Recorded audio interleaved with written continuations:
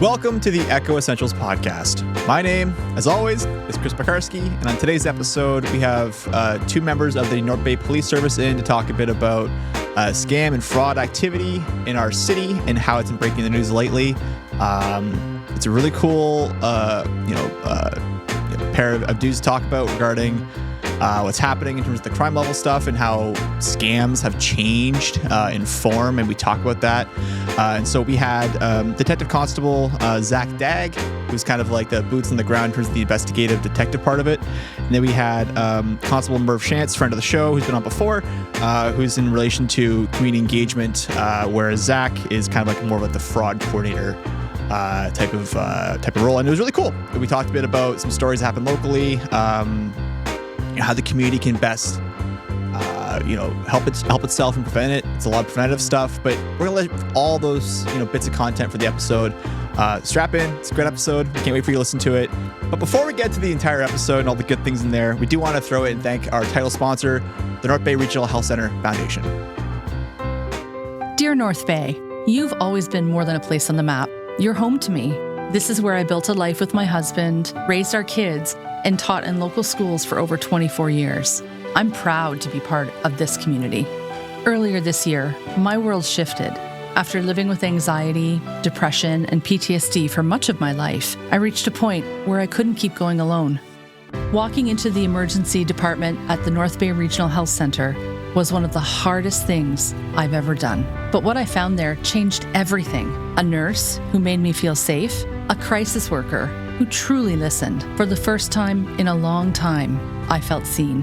That care gave me hope, and it inspired me to give back by supporting local healthcare so that others in our community can access the same compassionate care I did. If my story resonates with you, I hope you'll consider supporting the NBRHC Foundation. Please visit nbrhcfoundation.ca or call 705-495-8125 to give. Because mental health is health. With gratitude, Tiffany Van Meer. Today with me, I have two special guests from our North Bay Police Services. I have Detective Constable Dagg, Zach, and I have Constable Murph, Shantz. Fellas, welcome into the studio. Thank you. Thanks for having us. Yeah, thanks for having us. So last time we had members of the force come in. Murph, we talked a bit about traffic enforcement. And so today's story is a little bit different, just because the summer has been dynamic and evolving. In the last couple, weeks, we've seen some stories about scamming and frauding. And so I was like, okay, well, this is something that's happening in our community. We should talk about it. And who better to talk about it than, the boots on the ground. So if I can, just get a brief little introduction from each of you. And obviously, Zach, if you want to give a bit about what you do in terms of your relation to your work. For those who haven't listened to the previous episode, just give a little bit about yourselves. Sure, I'll start. So Zach Dagg, I've been with the North Bay Police since 2010. Okay. I've been working in the criminal investigations section since 2020, I believe, and within the fraud department since 2022.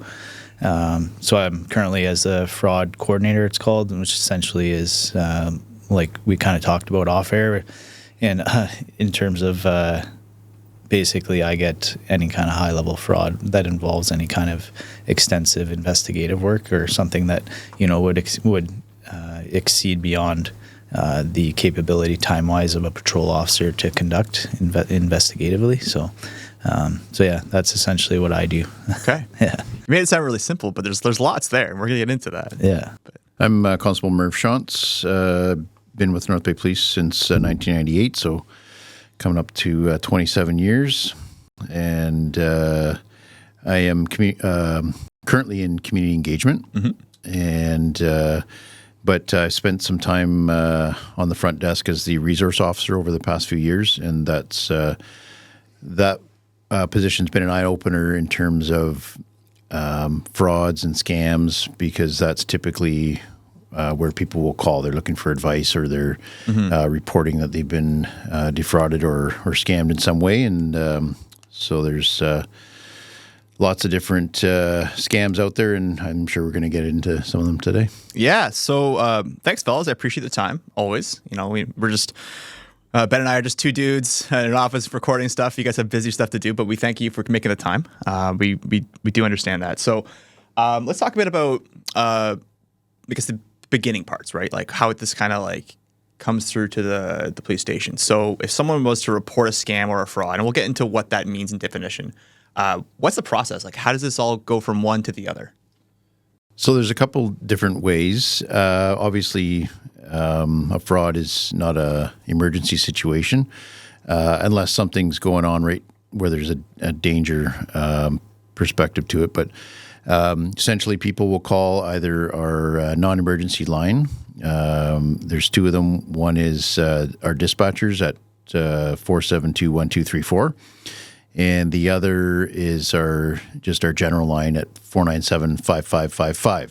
So if they call one of those two numbers, they'll speak to someone and a call will get logged in regards to a fraud. So if you, or even if you have any questions, that's usually where the resource officer would come in. So It could get transferred to the resource officer just to answer questions and log calls. And then from there, we figure out a response, whether or not it's going to be a patrol officer or whether or not it'll be someone like Detective Constable Dagg.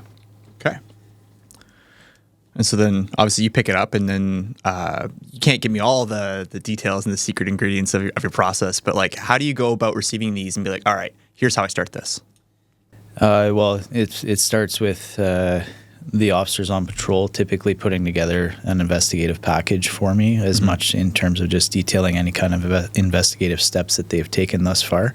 So initially I'll start with a thorough review of their report along with that investigative package, and then from there I'll basically come up with an investigative plan for myself in terms of how I'm going to go about looking into the fraud. Typically it would start with, if one hasn't already been obtained, a statement from the victim, very detailed, obtaining bank account information, things like that. And then working with the banks and other partner agencies to look into it further. Okay, so let's take a step back and also redefine, or maybe just define in general, what is a scam, what is a fraud? Well, at least the ones that you see at the police level. Right. So a fraud can be many things. To really simplify it, how I like to explain it to people is essentially it's theft with a smile. So that's essentially what a fraud is so somebody's taken something from you and you're not aware of what's going on because they're making it seem as though they're not. So that's essentially what a fraud is in a nutshell, or very simplified form. So yeah, that's kind of how I explain it to people. There's a lot more elements that we could get into there. I'm not sure we want to do that here today, but yeah, that's essentially kind of how I explain it to people. So yeah, we'll leave it at that. Fair enough. I mean, it's an interesting way of putting it, because there's like a deceptive element involved, right? Of like appearing or presenting yourself as one thing. And obviously, being, a perpetrator, you obviously have very different motives. You're not looking at providing a service. You're not looking at supporting or helping someone. You're looking at taking something from them, often money. Yeah. Right. So 100%. So I asked because one of these stories that came up in recent news cycle history was related to a local resident who reached or spoke to someone who was offering contracting services. And I remember reading a story earlier this summer about how contracting services was an avenue, I guess, so to speak, for a lot of scammers or fraudsters to kind of wean their way into people's businesses and potentially their pockets. So this individual, this story, I'm sure it's developing, and obviously you can't discuss much more about it, but they lost a pretty large sum of money. And I mean, it's tragic, but like some people are like, oh, I'll never, fall victim to this, but it happens to everyone, the best of us. Right. And so like this kind of situation is more face to face, but there's different faces to scamming. Like, how do you even know what to look out for? Because if you're looking at having a contractor come and help you, you're just looking for the help. You're not looking as second guessing them, right? Like, how do you even prepare yourself for that? So a lot to that. Fair enough. Yeah. Sorry, I gave you like 8 questions. Yeah. In terms of contractors, if we want to focus in on that and the article that you referred to, which I'm somewhat aware of, like any contractor that's coming to your door, obviously take it as a red flag, that alone. Reputable contractors or businesses typically don't need to go and do door-to-door sales, especially if it's high-pressure tactics. There's, pressure to pay cash.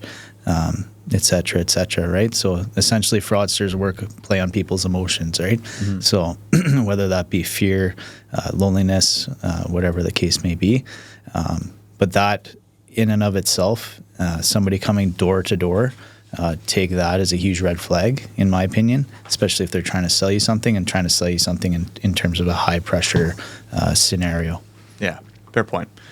I think, I mean, it sounds almost like, not that I'm saying you said this, but it's almost like you have to put yourself, you know, in a defensive mindset when someone comes to your door. Not saying like you have to like, you know, get ready to square up or anything, but you have to be cautious that if someone's coming to your door to sell you something, that is typically not the way things are done currently, right? Like our times have changed. You know, people don't sell as often door to door. Not that that was a huge thing and a popular thing back when it was, but like you said, contractors, they have businesses, they have offices, they have reputable customer base that they can kind of draw back on and rely to. And they don't have to do what this, you know, scamster did to this poor person, right?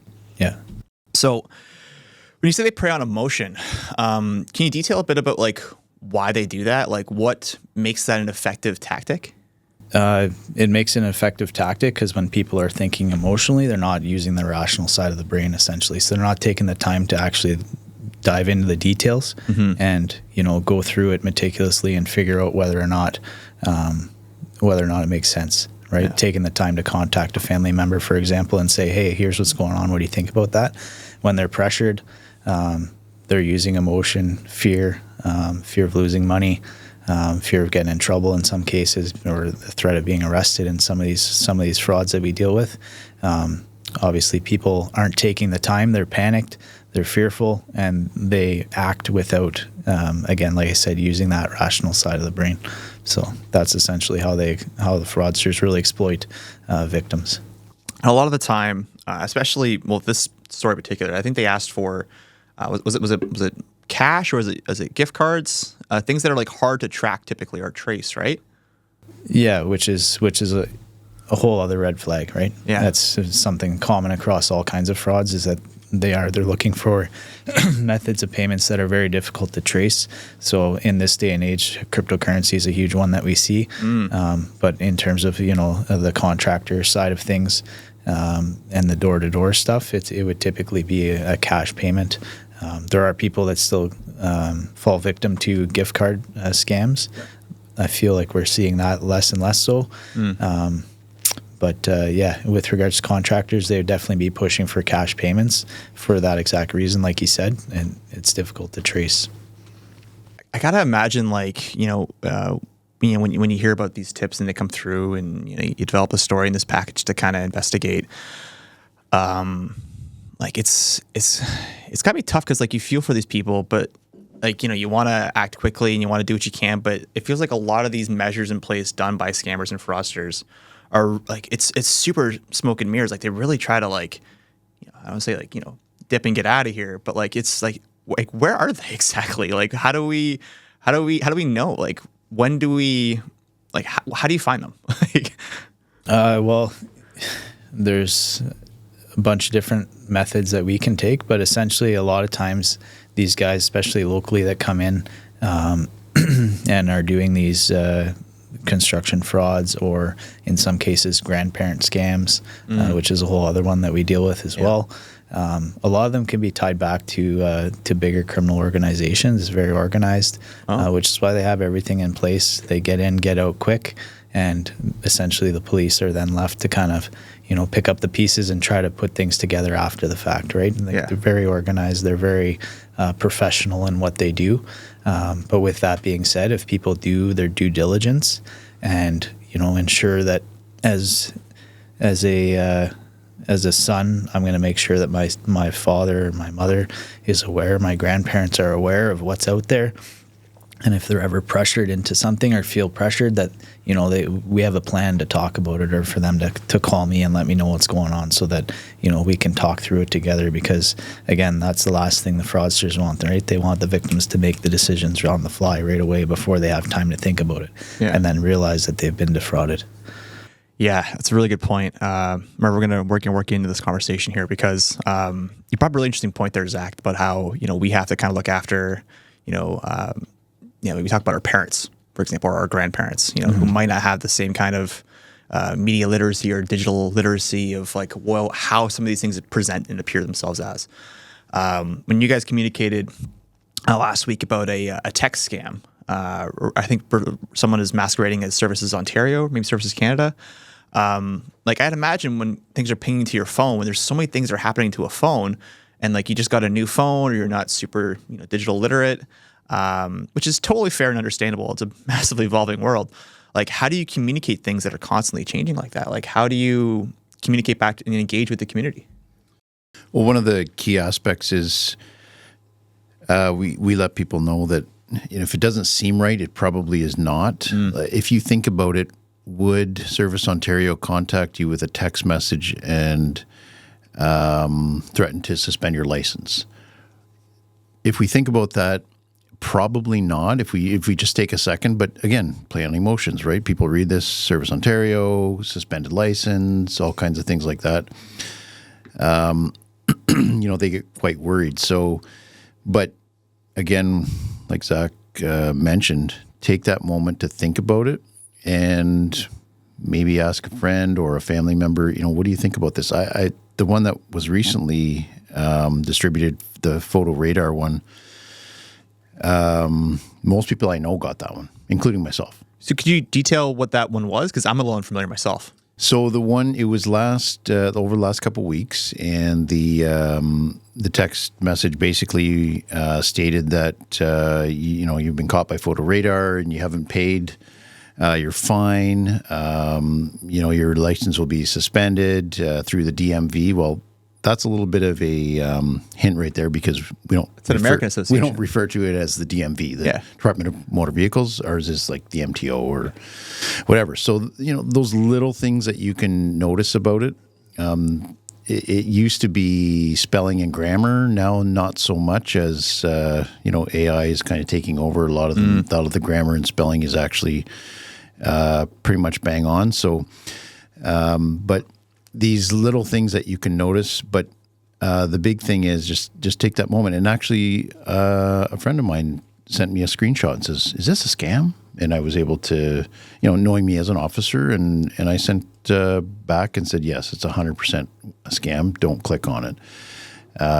So use friends, use relatives, ask somebody if you're not sure, because that second and third opinion is probably going to be more rational than your thought at the moment.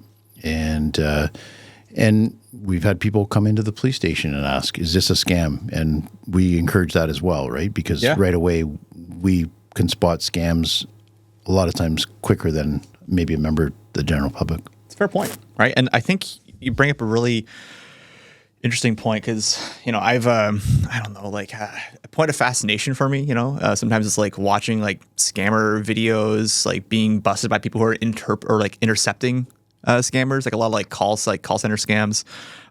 It's like a very small rabbit hole, but it's a very enjoyable one because you get to see like how they operate and how people can kind of counter operate.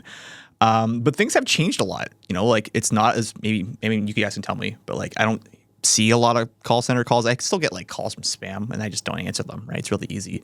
But with the integration of AI and the involvement of technology, they have become, a little more like, I don't say intelligent, but a little more intuitive in how they design themselves, right? Because spelling mistakes, localizational things like the DMV, like, to I would say to the average person, they might be able to see that, but they don't need to get 50%. They need to get like, a fraction of that, 10%, and then make their money back, so to speak, right? And so they're relying on getting, a fraction of people to make their money back. Well, Zach and I were talking on the way over here.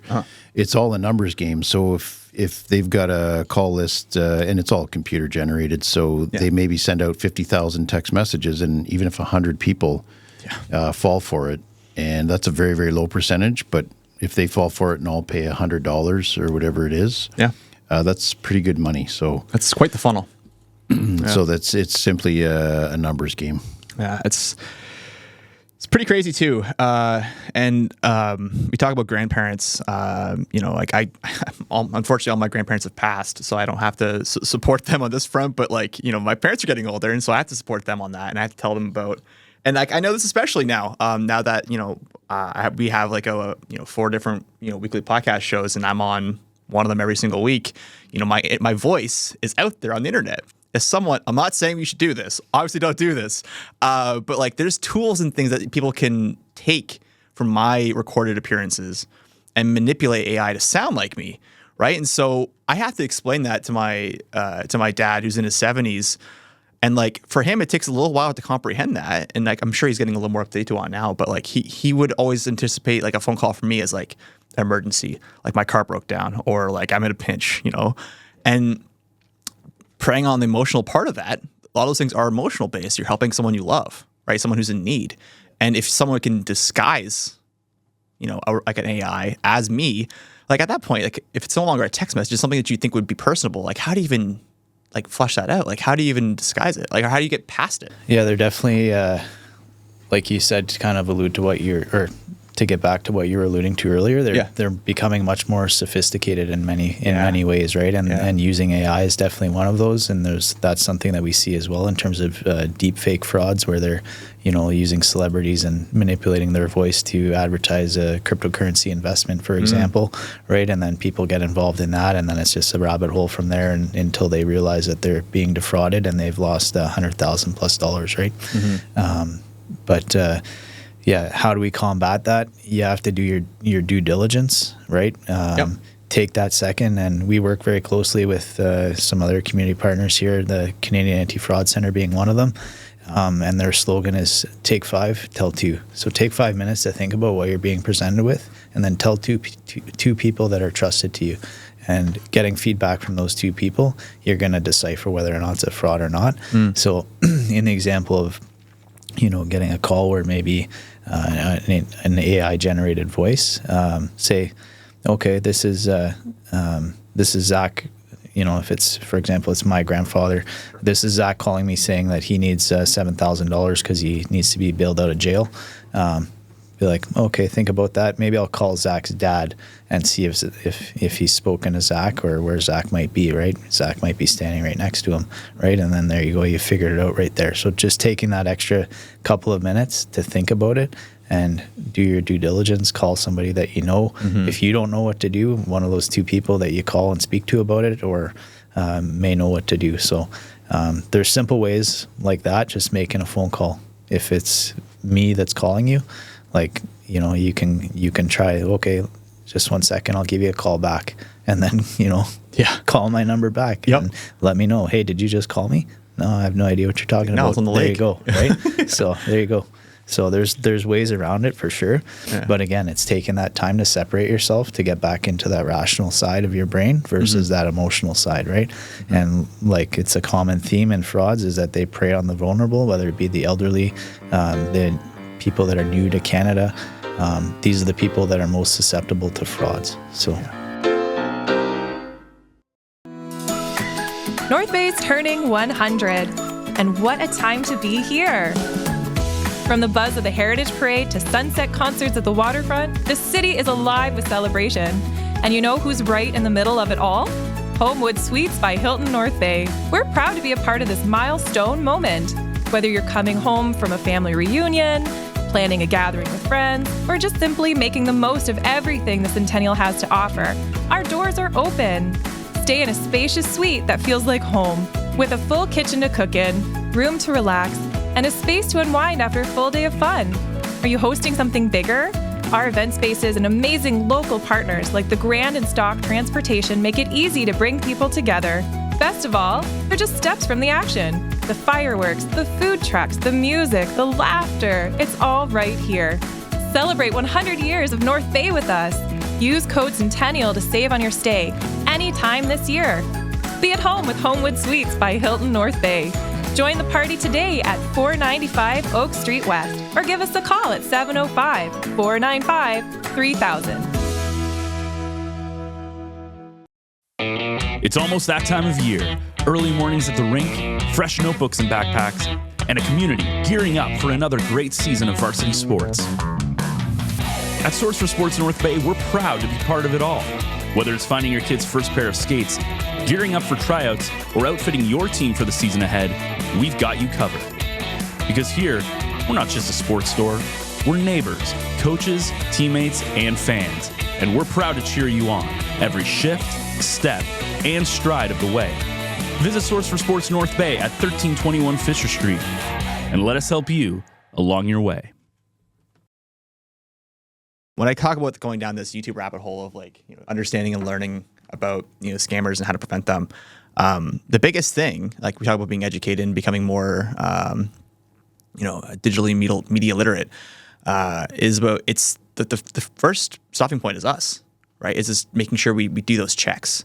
And I like what you said, that the whole take 5, Tell 2. Take 2. Yeah, I like that, because it allows you to kind of remove some of that emotional decision making that we're maybe prone to in a place that feels like a crisis, and we defer it to either time or people who might think more clearly.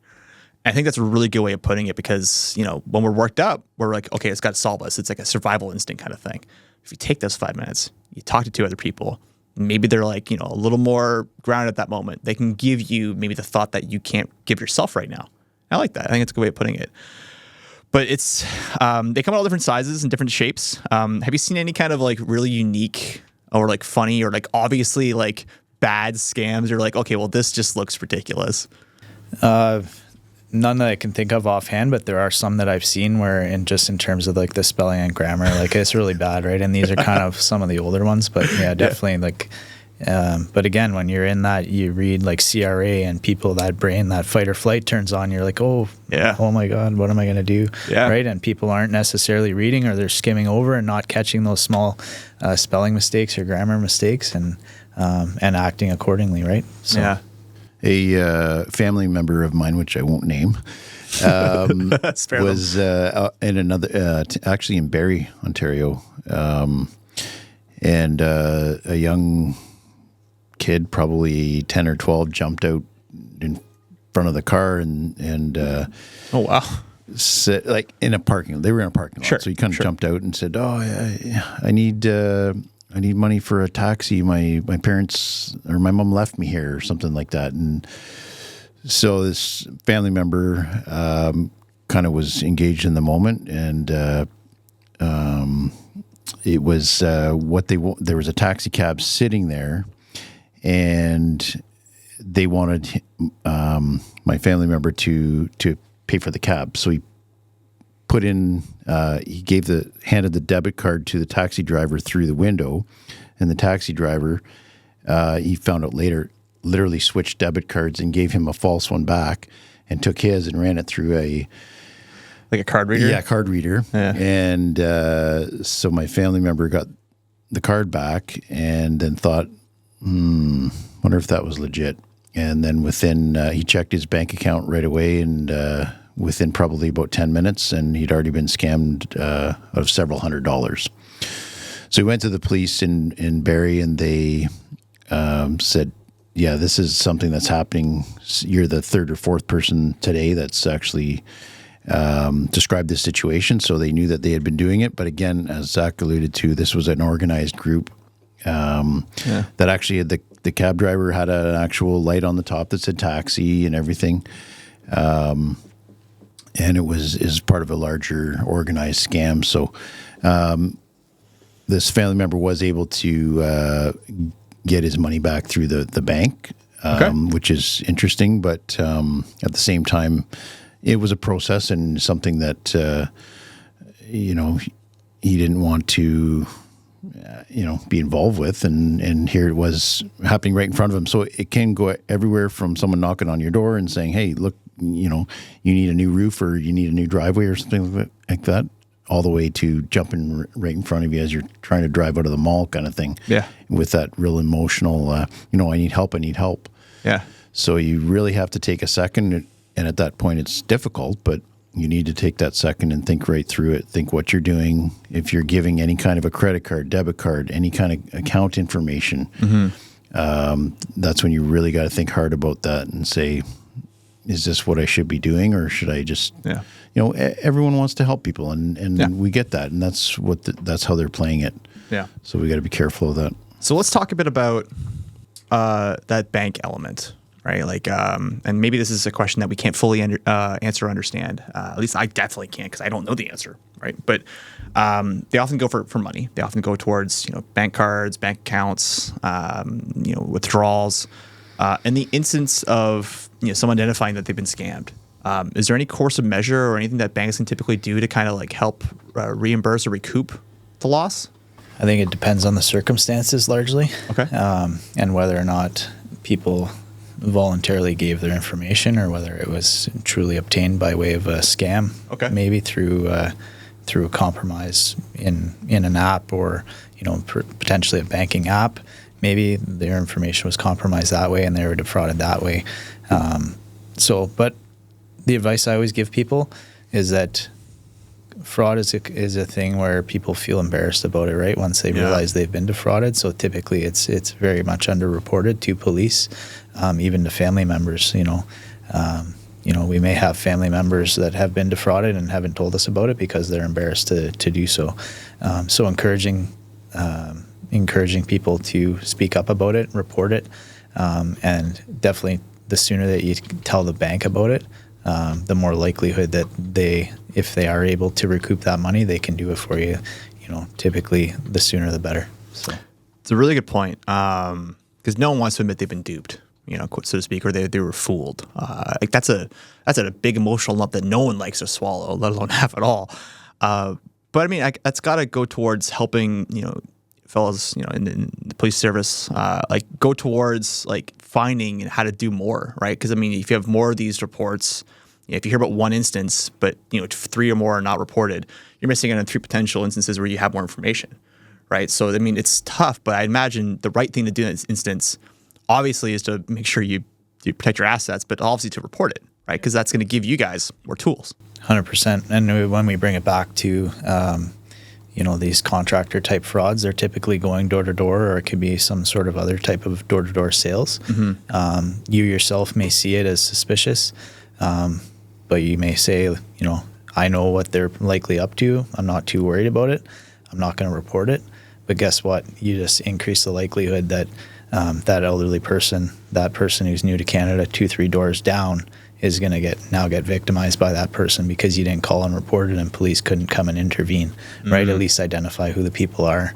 Like you said, collecting that information, right? We sometimes don't learn till, sometime after the fact that a fraud took place, but we, if we're contacted and that's reported, police can come identify the people involved, whether or not there's any fraudulent activity at that point or not, or if police have grounds to, proceed with anything criminal, it may not be there.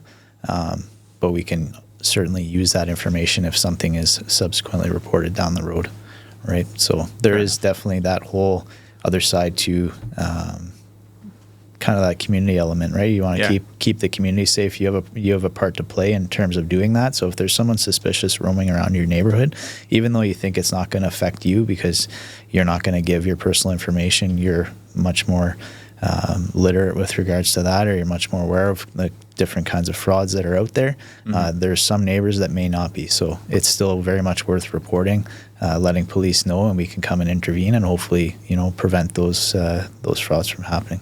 Fair. And I think one of my questions on the things I kind of gave you guys to prep with was what else can the community do to protect itself and others within the community from these kinds of things? We talked about talking to our family members, our loved ones, doing those steps, the take 5, take 2.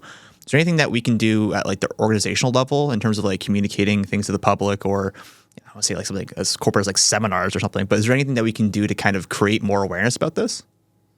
We do offer some seminars and presentations on this type of thing. So if there are community groups out there that wish an officer to come by and speak to them as a group, that's one way. You're hitting a small audience that way. Another way is obviously through social media. And I know being in the corporate communications role just several months ago for myself, often getting that information out on, through social media and to a media release and all those things, that hits a wider audience. Yep. And obviously, shows like this. And the more education we get, the better, because that's our number one defense against this type of situation is education and knowledge. Yeah. And we want as many people to know as possible. So all these ways, we have brochures at our police station. People can pick up. We have, all different ways of communicating that message.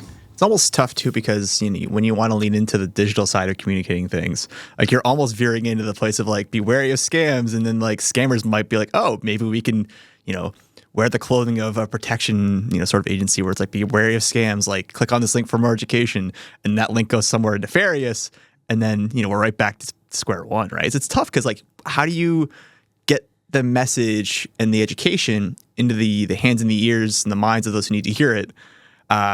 In an effective way without it basically being a new platform? It's tough, right? That's got to be hard. It's an uphill battle, but we know, in watching, the news on TV for the older crowd, there's not too many days go by where there's not some story of some scam. Yeah, and so the media is a huge way of getting this message across. But you're right, it's definitely difficult. Mm-hmm. So, Zach, if I can, I'm going to ask you, like, let's say you find them, you get them, right? Like, at what point do they move through the legal system? Like, what's the process of, like, when you discover a story, you get materials, you do your investigation? I know I'm summarizing a lot of very important and long processes there with a few short sentences, but what's the transition, if there is any direct, obvious form of justice for those who perpetuate these kinds of crimes? What are they facing if they do get arrested and charged? They could potentially be facing jail time for higher value type frauds. Could be facing conditional sentence in which they have to pay back some of the money, whether that be through probation order or whatever. It all varies so much based on case by case and within the justice system, and it's largely out of our hands at that point. But there's definitely ways that people can be brought to justice as a result of committing fraud. When we've conducted our investigation, we arrest them, we bring them to court. There's ways that they go through the system, and to be quite honest, most of the time we're not seeing jail time for people convicted of fraud-related offenses. Like I said, aside from some of those really high-value type offenses, but they're definitely still getting consequences, typically fines or some sort of restitution ordered against them, and in which they have to pay back to the victims. If they don't pay that back, they could have their wages garnished and paid back that way. So there are ways to definitely hold people accountable. Okay. I'd imagine, too, that there is... I feel like I'm almost talking about, I think almost like guidelines or like ways in which they kind of work the system. But I would imagine, in my understanding, which is very brief, that when they go for, multiple lower amounts of money scams or initiatives, where it doesn't break a certain threshold of like the legal system, they might not face the same kind of charges back that might risk jail time. So I imagine a lot of their things is like, okay, let's go for a big net to get a lot of small fishes as opposed to one big fish, right? And I'm making that sound like really simplistic, and maybe it's naive, but I would imagine where you might see a lot of those, higher offenses and jail times is for the organizational side of things, like those who are kind of operating these business structures of scammers. I got to imagine, right? Yeah, 100%. Yeah. It's tricky because, like, how I hear about these things, because it's so difficult to talk about it if you've been a victim, is from the news, and like I consume the news, my job, obviously. But like it's as fascinating as it sparks my brain, where it's like, this side of things is changing, it's evolving, and it's like interesting how like the mind works. It's also like, more so very disappointing and sad because like I don't want to see people be scammed. I don't want people. Loved ones are aside, just to kind of lose things that are valuable to them, whether it's at the sake of emotional vulnerability, financial, dependence. Like we talked about the one story, it was about his house, right? It was about his house, and he wanted to like fortify and make sure it was ready from like leaking or water. Like that's something that worries people, and I just get kind of bummed, because it's like I don't want this to keep happening. And it's interesting how, the system and the two forces kind of go to work. But it's just, it just kind of makes me sad a little bit. It is a little bit disheartening, especially a lot of these maybe lesser value ones that you spoke of. But $500 or $1,000 is a lot of money. Yeah, it's money to that one person, right? Maybe you're a student, and maybe you were thinking you were coming to North Bay and getting a rental house, and you put down $1,000 down payment, and you get here and realize that there's no rental place where. I know people who's had that happen to them. That's happened. People have walked in. People have literally driven up to the police station with their trailer load of their belongings, thinking that they had, and they moved. They're now moved out of their place in Southern Ontario and came up here and went to the place. And the gentleman that was living there said, "No, I've lived here for 20 years. My place is not for rent or for sale." And so this was a scam that they found online on all those different platforms. I don't want to name any of them because one is not more susceptible than the other, but. It's you really, really have to do your diligence and really research things. Sending a down payment, and that again, if you don't send a down payment now, I'll give it away, or something like that. Sight unseen, those type of things are red flags, and it makes it difficult. But it is disheartening, especially on a job like ours where this is what we deal with, right? And you're seeing all these people. Community members, friends, family members, getting defrauded. So, but we continue the fight and continue on and do what we can in order to help. It's like a lot of things. It's an evolving, I don't call it industry, but an activity form. Where like just when you thought they stopped the call centers, they go to emails. Just when they stop emails, they go to the text messages. When they stop at text messages, they go to AI voice deepfakes. Like it's wild about how dynamic. I'm not complimenting it. It's awful. But like just how much it's changed and how much it keeps changing, and how much this kind of discourse and the things that you guys do is important, because we have to continue to communicate and keep talking about it. We don't want to have to learn from instances in which it happens, but I'm fortunate that we can, because it allows us to kind of have those conversations and dialogues again, right? And so I'd imagine you see a very different perspective of this kind of story where I read about it, but you talk to them. And I got to imagine, Zach, that's also got to be pretty challenging. Yeah, I mean, that's like you said, right? Or like Merv alluded to, disheartening, disappointing, upsetting. Yeah. It's sad to see people lose, in a lot of cases, their life savings, or in other cases, I've seen people go into debt to pay fraudsters without knowing they're being defrauded, right? So that's really hard, and obviously the impact on those people's lives is profound, and oftentimes takes years to come back from, if they're even able to get back. So again, the whole idea being why we're here today, part of the reason why we're here today is to share the information, to get it out there. It's all part of the prevention effort, because that's really the best way to combat fraud is through prevention and through educating yourself, like Murph said. Not only through the North Bay Police, giving us a call, checking our websites. There's the Canadian Anti-Fraud Centre, a wealth of resources, and they're right here in North Bay, which is unique and for us as a police service in terms of us being able to work so closely with them. But they're a wealth of knowledge. Their website is filled with every type of fraud available, and they are essentially collecting information Canada-wide in terms of fraud that are coming. So they see the trends before they may get to North Bay. So staying on top and keeping yourself educated, you'll be aware of that new and emerging trend, right? Like you said, because they're ever evolving, and they're very organized. It's a business for them. It's a criminal business, but it's a business for them, and they're always having to evolve and adapt in order to ensure that they're still making money, right, by defrauding people. So yeah. Well, fellas, I thank you for coming in today. I know it's busy season just in general. There's lots happening in the summer, lots of events. Unfortunately, these things are happening, but I think you're making the time for us to talk about this, because it's important for us, I think, to talk about this at the community level. and we should continue to, because they don't stop when September happens. The summer is not the end of it. These things change and evolve and change language in different seasons, right? And so whether it's snowfall or holidays or tax season, these things will always be present. So, continuing to have these conversations, I think is important. So thank you for engaging with us. We appreciate it. You're welcome. Thanks for having us in. Anytime. Thanks for having us.